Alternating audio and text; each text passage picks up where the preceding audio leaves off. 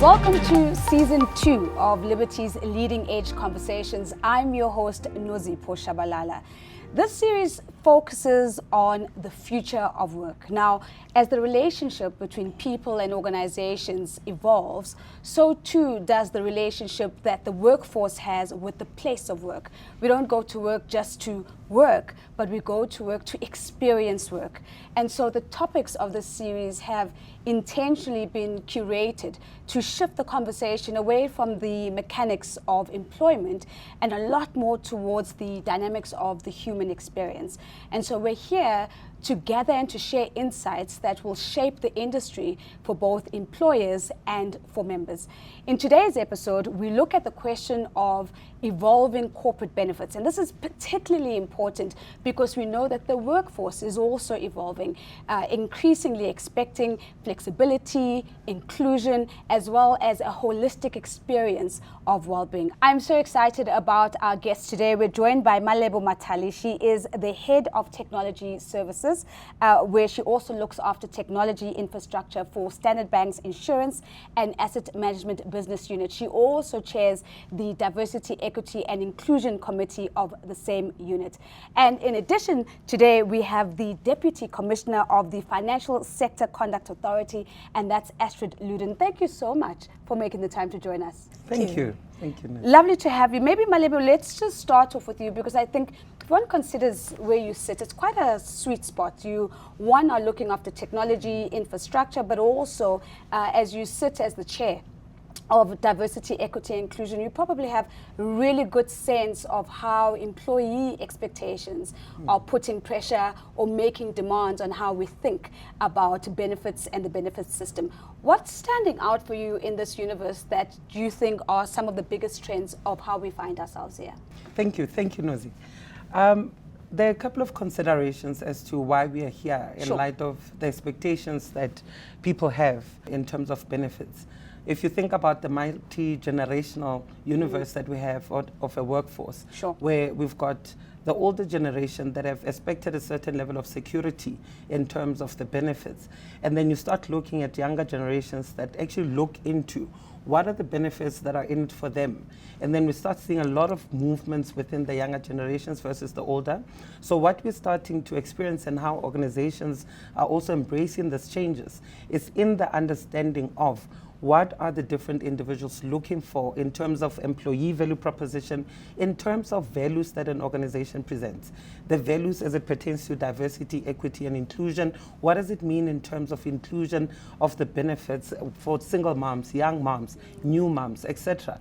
So those are the things that are influencing, and those are the things that are jumping out in terms of what is the historical context of all of these individuals as they interplay within the organization. I absolutely love that response, because I think you've given us such a nice frame of the landscape of diversity. You speak about a generational diversity, your reference to an older generation and a younger generation, but I'm also hearing you talking about nuances around understanding women and seeing them differently as moms, as single parents, even in some instances. Maybe let me bring that to you, Astrid, because if we look at your organization, you've got your eye on financial products in this space and the extent to which they are evolving with an increasingly diverse workforce in South Africa. Give me just a sense of how important is the benefits system in matching the diversity that Malebo introduces us to? So from a regulatory perspective, we think it's extremely important. So, and there are three concepts, I suppose, that we look at, or three lenses through which we look at products. The first one is suitability, right? So products need to be suitable for the people they've been designed for. The second part is making sure that vulnerable consumers or employees are protected through the products that are provided. And then I think the last issue for us is avoiding any unfair discrimination. So, I think it's easy when you design, when I suppose previously products were designed around a sort of a default employee profile, heterosexual, cisgender, married. And when products are designed around such a paradigm, it's very, as you said, there's a misalignment, I think, with the underlying demographics. And so and that misalignment isn't neutral, right? It means that some employees pay for services they can't access if it's too generic, or they have to pay more to get equivalent protection. I think, you know, if some of the definitions aren't looked at properly, beneficiaries can be excluded. So, you know, we're thinking about a spouse or a dependent. If those definitions aren't wide enough, I think it's very easy for people to be excluded.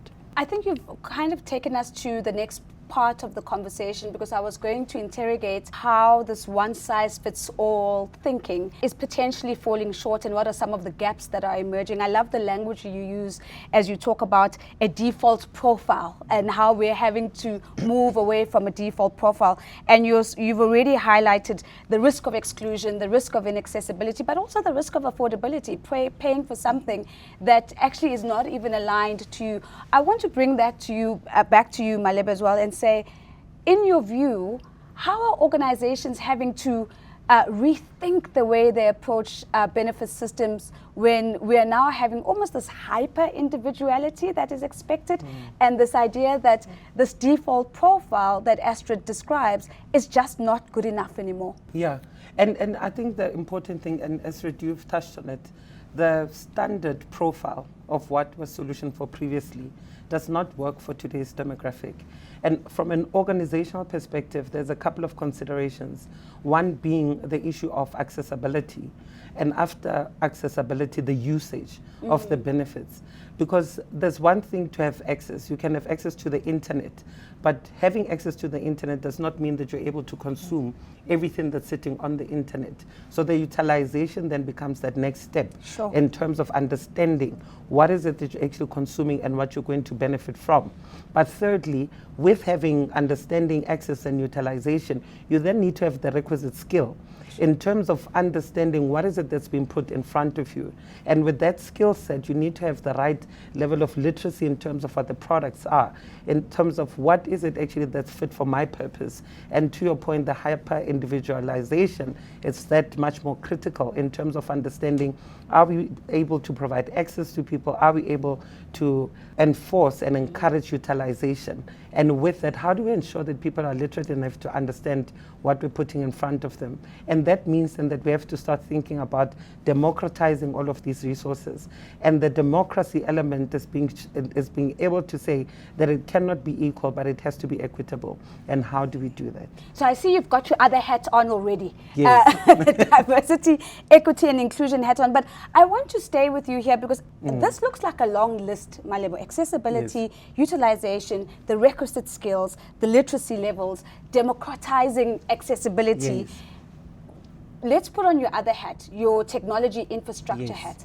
Is the technology keeping up with all of these expectations and evolutions in demand at a high level? Is your job, are you guys doing your jobs well? No, that's a good question. Because in light of that, you have to understand the differences that different demographics have. So with the other head of the infrastructure head, accessibility, if you put everything in the cloud as an example, artificial intelligence thrives on being in the cloud. But what that means is that if you do not have access to cloud solutions or cloud capabilities, then you do have an accessibility challenge. So from a solutioning perspective in the infrastructure space, the architectural solutions that we put forward for people to consume have to take into consideration the nuances of the different levels of access, of literacy, and what of utilization that people have. We talk about being always available, and this is across the financial industry, not specific to Standard Bank or the Liberty construct, where we see that we've got people that want always on, always available. What does that mean? Do you have people in the rural villages that will have access to the internet at 2 a.m. for them to be able to navigate different aspects, whether that is a benefit, whether that is to access to information? There are various nuances that one has to think about in the demographics, and how we solution for it from a technology perspective is to think about those varying demographics, because it's one product, but the access of that product has to cater for the different individuals that we have. I certainly think one of the key words coming out of that conversation, from this conversation for me, is going to be nuance, and really understanding the nuance and seeing people in their individual sort of profiles. Now, Astrid, one of the things that you spoke about quite early on in the conversation is the idea of the company value proposition, the strategic value proposition. And if I just look at this industry and the fight for talent, to attract and to retain the best talent, to what extent do you think benefits are an important part of that strategic value proposition? I think they're absolutely integral, actually, to the value proposition. And I can speak here also as a regulator. We face the same challenges of attracting, and not just attracting, but retaining talent. And we know that employees, prospective employees, consider the benefits that you provide as an employer. So it's critically important as an employer that you understand the needs of employees and prospective employees. I think that you also give them a form of choice, and you allow them to navigate, maybe to some extent even negotiate the terms of those benefits.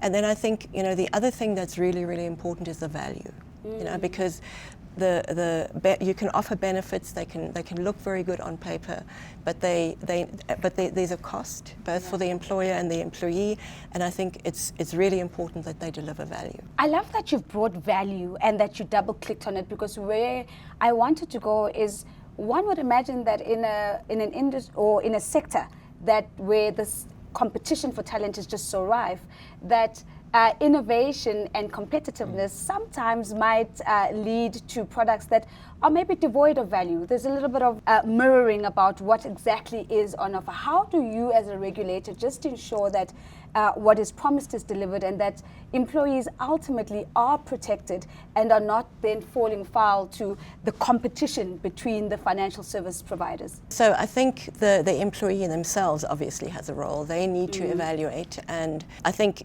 that's why disclosure is so important, and education, I suppose, for employees. And it's important that employers see that as part of their role. So the employee plays a key role. If they feel that something isn't delivering value, they have to have recourse, but they obviously need to be able to engage with the employer themselves. For us, looking at value is really something that we're beginning now. As a regulator, but it's really important, because historically the focus has been on cost. But cost alone, is such a narrow way of looking at it, because it doesn't. If you only focus on cost, you won't see the innovation. There's investment is required for innovation. You won't see a better quality of service also being delivered. And ultimately, particularly if we look at, for example, retirement fund benefits, the kind of returns you get are also important. And so value really encompasses all three of those issues. I think that's actually really insightful, this transition away from a conversation about cost and looking at mutual value, because I would imagine that the value has to play itself out in both ways. I also thought the point you raised around recourse, being able to have a feedback loop that says, you've missed the point on this one, actually. It doesn't actually quite work for me. And that brings me back to you, Maleba. Now I'll put on your diversity, equity and inclusion hat on firmly. How important is it for employees to see themselves in the benefits and the benefit structures that their organizations actually put forward? So over and beyond, this is what's available on the shelf, to be able to say, that had me in mind? I think it's super critical.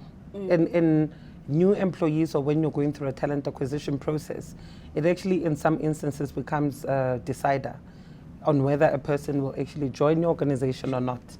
And the reason for that is that beyond the value conversation of what I will achieve, it's also about what are the values that I'm going to live once I'm part of an organization. Because the benefits also reflect the values that the organization puts both on itself and both on its employees. So what does it mean for me as an individual, as I interact within the organization? What are the values? Are people actually looked after? And the big thing, and I do talk about access again, because accessibility also gives a sense of, I actually care about you, Malebo, or you, Nozi, actually being assimilated in the organization, that you can actually see yourself reflected in the solutions, in the products, in the benefits that we're putting forward. And that also means that the technology advancements, I talk about this multi-generational universe that we're in, where if you do not work on the access that you need to give people, then you are going to struggle with people understanding the benefits. Gone are the days of going through reams and reams of policy papers where you're going to understand, am I covered for this, am I not covered for that, what does this benefit mean? Sure. Now we've got artificial intelligence and we've got a lot of other tools that can go and inform employees, prospective employees, and even current on what is available out there and whether it actually assimilates and lives with the values that you have as an individual. So it's a combination of factors, but I think it's important to understand, like Astrid mentioned, it's about the employee being part of the conversation. It's about the values that we live and the value that we provide, shared value across. I love the point you make that it's not about going through reams and reams of policy now and trying to figure out what the apples and the oranges look like next to each other. It's an instantaneous decision that can be made. But let me be a bit cheeky and a little bit difficult, Malebo. Digital innovation. This is probably the most overused phrase that I've heard in the logs of this decade, right? And that doesn't mean it's not important, but for me, I'm more interested in where do you see digital innovation having made massive strides in terms of driving inclusion on the back of benefits, but also if we were to have a super honest conversation, where do you still think there might be the risk of leaving people behind? Sure. So the terminology digital innovation, I mean, to your point, to go anywhere, and it's been thrown around. Sure. It can mean a lot of things to different people. But I think importantly, what we need to understand is there's a formal term for it and there's an informal term. And this issue of literacy becomes important when it talks about leaving people behind. And hence the build-up to say it is not just about access, and it's not just about use, it's also about the literacy and the skills. And where I've got a view that we're leaving people behind is on actually educating people of how they can derive value from all of these innovations that we see in the market. Because now we're seeing that there is a flood of myriad of products that have been put forward in front of people, and which is a positive in the sense that historically you'd have to go through tons and tons of information sources for one to understand what is available to them. The benefit that we have today is that we've got access to information, but if people don't have the literacy to understand what does it actually mean in terms of their role, what does it actually mean in terms of their loved ones, what does it mean in terms of their beneficiaries, then it becomes very difficult for us to say that we've actually achieved the utopia of what we mean by digital innovation in our age. Because there is another age of dark technology, dark DARQ, distributed ledgers, artificial intelligence, reality computing, and quantum computing. What does that mean for the individual on the ground? Because as large organizations, we created all of these technology advancements, but now we have to filter that down and make sure that it's accessible across the different demographics that we have, across the different products that we have, and what does that mean? And innovation for organizations looks very different to innovation for a customer. And you might find that we call it simplification and we talk about working through complexity and a lot of these other wonderful terms. But importantly, it is about understanding what is innovation for an organization that is a large technology investment house versus what is sitting at the hand of a consumer who needs access to a device to be able to interact with the products and actually start understanding this is what I'm going to consume from this platform. Sure. You know, as you're landing that final point, I almost have an image of concentric circles in my mind, and the question is, who are we centering in that moment? When we center the organization, it's a very different kind of solution and technological architecture that's going to come out. When we center the member, it's also a very different type of solution that is coming through. But also a moment of education here as you broke down dark, because I was I was somewhere else. But it's quite interesting that, you know, that gap of not doing the work of deepening the literacy, of deepening the education actually is the difference between a beautiful sort of offering and one that actually never lands where it's intended. I don't doubt, Astrid, that digital innovation has also kept you as the regulator on your toes, because as things become hyper personalized, you've also have to think about how do we keep the consumer protected throughout all of this. Without sounding negative, what have been the biggest things that have kept you and the team up at night because of digital innovation, but also we'll land it positively. What's excited you in the journey as well? Okay, so let me start with the parts that are exciting. And Sure. I think it's very clear that technology, digitalization, personalization offers huge benefits to consumers. You know, it's about ease of access, all the things you've mentioned. It's about relevance as well. The personalization is making it really relevant for individual members. But, you know, all of these positives also introduce risks. Yeah. And as a regulator, we're always concerned about mitigating those risks so that consumers can feel safe and can have trust in the overall system. So, you know, when you personalize, it means you need to collect data. Yeah. Data collection raises all sorts of issues about data protection, privacy, informed consent. I think when you personalize, there are also other risks of exclusion, Sure. bias, often unintended, but you know, you need to be extremely aware, I think, of those risks. And then the ones obviously that do keep us up are cybersecurity Yeah. and operational resilience. And Yeah. you know, we do look at financial institutions quite closely, and actually it's an increasing focus of Yeah. ours. Of course, the challenge for us, as with all financial institutions, is getting the skills to really make sure that all of this is in place. Trust in the system.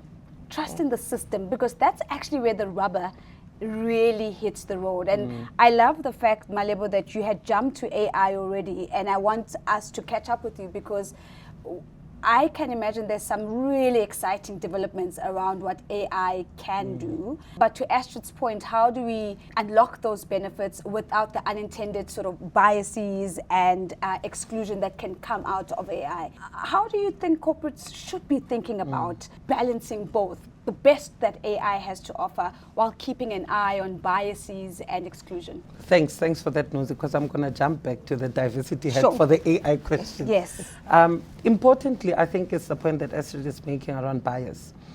The one way to think about it is that artificial intelligence will enhance the biases that we already have, because it's collecting existing data, it's collecting today's bias, and then putting it in a computing language that can then yield results and outcomes that can either benefit or not benefit others.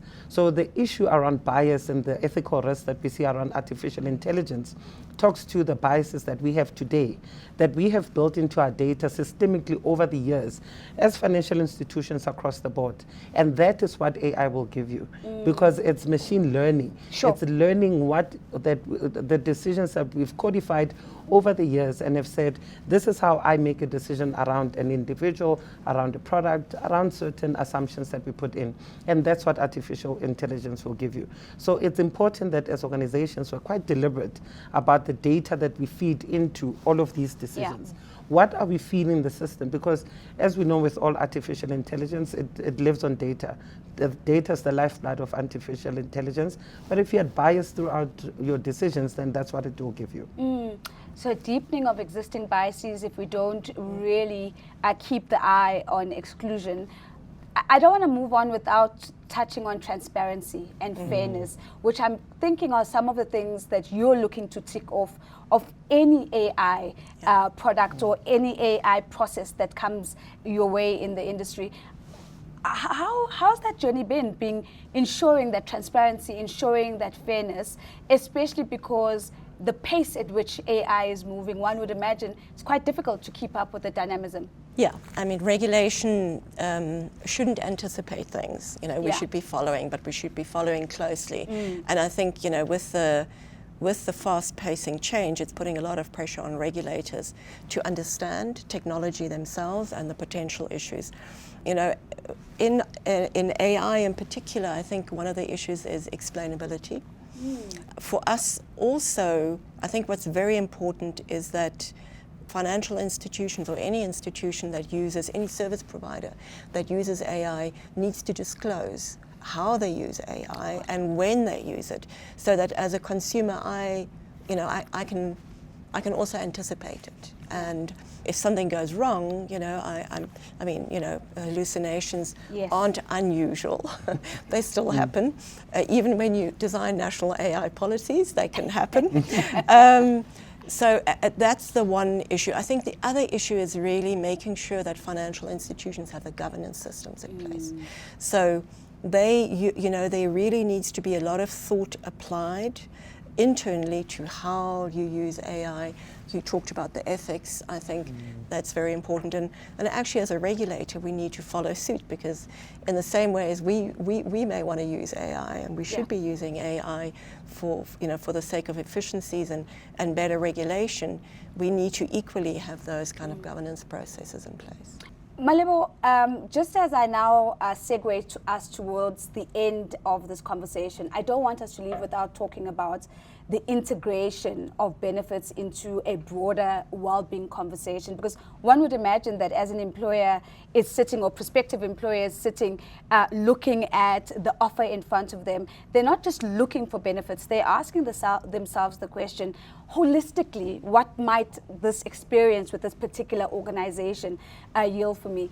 When we get meaningful integration right, what does it look like practically? And where you've seen it being gotten right, to use that term, what does that look like? I think what we've seen in Liberty context and with the Standard Bank context is that we started considering what are those differences in terms of the employee demographic that we have and the employee demographic that we want to actually attract. In the technology space, it's very difficult. We've got a lot of skill shortages in different spaces because of this evolving nature of the field that we're in. And what we've seen in the broader Standard Bank group is the consideration of what is a visible disability versus an invisible disability, where we start talking about things like neurodivergence and how we start accommodating that. How do we provide reasonable accommodation for individuals so that we can attract the best talent in the country, and look at how do we start accommodating that in the organization and making sure that there's appropriate well-being that's provided for individuals of different requirements in the organization and different needs. And that I've seen as a big employee value proposition that we provide, to say that we are mindful that even in our own selves that we've got a lot of neurodivergence, and how do we start working with that to support employees and provide them with well-being. I certainly think that is going to make for a very memorable soundbite in this conversation, the difference between the visible and the invisible, and how do we take into cognizance both. And of course, as you speak about how that then becomes the value proposition of the future, that's really sticky and memorable in the conversation. But I don't want to ask Astrid just to talk about the things that will be remembered and the things that will stick, because I also think there's a conversation to be had about the things that will be missed.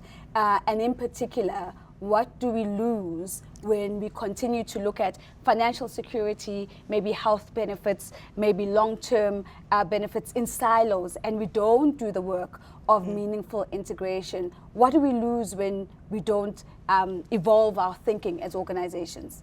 Well, I mean, those factors are interrelated, right? So if you become ill, it has an impact on your income. Yeah. It can have an impact on your long-term savings. In the same way, when you suffer financial stress, it will have an impact on your mental and your physical health. So I think that's why integration is very important. I think, if in a siloed benefit world, employees need to navigate complexity at a time when they're the most vulnerable, right? When they really need assistance. So I think, integration can play a really important role there. But when we talk about integration, we also need to be mindful of what we're talking about, right? So are we talking about a bundling of certain kind of products? And when you do that, what do you do both as an employee and as an employer? Are you then becoming potentially dependent on one service provider? Yeah. And are you sure that you get the best value out of each of these kind of products for the employee? So that's a very interesting sort of design issue that you've brought into the conversation. I want to maybe just double click on that, Astrid, because I think it's quite important. Because one would think at a surface level, yes, bundling is the answer. We want to just put everything together. But what I'm hearing you say is there's got to be a lot of intentionality about how you're doing that bundling and whether you are foregoing and trading off value in one product to get that bundle right. Is the thinking evolving in that way in terms of just really paying attention to the nuances and the intentionality, or are we seeing a lot of bundled products but that seem to have quite big trade-offs that have to be made in getting them there? So, from where we're sitting, we're seeing bundled products. Certainly in the retirement space, for example, you see death benefits, risk, different kind of benefits being added. And I haven't had exposure to including, for example, health benefits. Oh. But more, I think it's a broader issue in the financial sector, is that the bundling provides a lot of convenience. It provides, it makes it easier, I suppose, also for a service provider. But we always have to be mindful, certainly from a user perspective and also as a regulator, that there can be downsides, right? It can be, for example, it can be anti-competitive. Yeah. And as you said, you can have, how can you ensure that the employee gets the best of in each of the areas, yeah. Right? So, and I think one of the ways in which you can make sure that that happens is by giving employees choice. That's where the personalization comes in. I think that comes all the way back to education that you've been speaking about. And I can imagine that somebody listening to this conversation as a member is saying, what better question can I ask next time? And I really hope that the conversation has been empowering in that way. As a closing thought from the both of you, and I'll start off maybe with you, Astrid, and then Malebo, you'll get to take us home. Looking ahead, what do you think is going to be a defining feature of benefit systems that are really fit for the future world of work? Okay, so I think in order to answer that question, we need to have a clear vision of what the future work looks like. And we know technology is going to play a huge role. We know that the nature of the work itself is going to change. It's going to become more specialized or more creative, more human-centered. And I think fundamentally it'll be more flexible. So I think flexibility is important. Flexibility not just in terms of choice, but in terms of being able to change your contributions, for example. Yes. So because as let's say you're on a, we can expect more contractual kind of work. Yeah. So it means there will be times when you won't have the same level of income, and you need to be able to adjust your benefits, I think, or your contributions to that. So I think that's the flexibility is one issue. The other one I think is going to be important is that we very much think of employee benefits or corporate benefits being offered by the employer, but I think we need to think of them as something that an employee chooses and tailors for them, and that can move with the employee as they move employer. So the mobility as well. So I love those 2 points. So it's going to, in your view, Astrid, come down to in a world of work that is increasingly defined by contract work, flexibility and mobility, but also I'm hearing you say an empowered consumer who's able to sort of curate for themselves what those bundled packages actually might need to look like. Malebo, if you think about the future and you think about those that will be market winners versus the market followers, what do you think is going to be a differentiator as it refers to benefits? So I agree with you, Astrid, completely. And I think maybe just to add, it really is about simplification. Over and above the values, the value choice, simplification is going to be a key differentiator. As mentioned before, the issues are on reams and reams of benefit lines that have conditions and exceptions and exemptions and all kinds of things. I think the consumer of the future at an employee level has got very different needs. The personalization is going to become critical, but simplification, I think, is right at the top of that. Consumers are already inundated with lots and lots of choice from different organizations, whether it is your finance sector, the automobile, any sector that you're facing. It's one consumer that has to interact with 10 organizations on a daily basis, whether it's the petrol station, whether it is the finance sector, whether it's this. So I think it's important that we simplify for consumers and for the work employees going forward.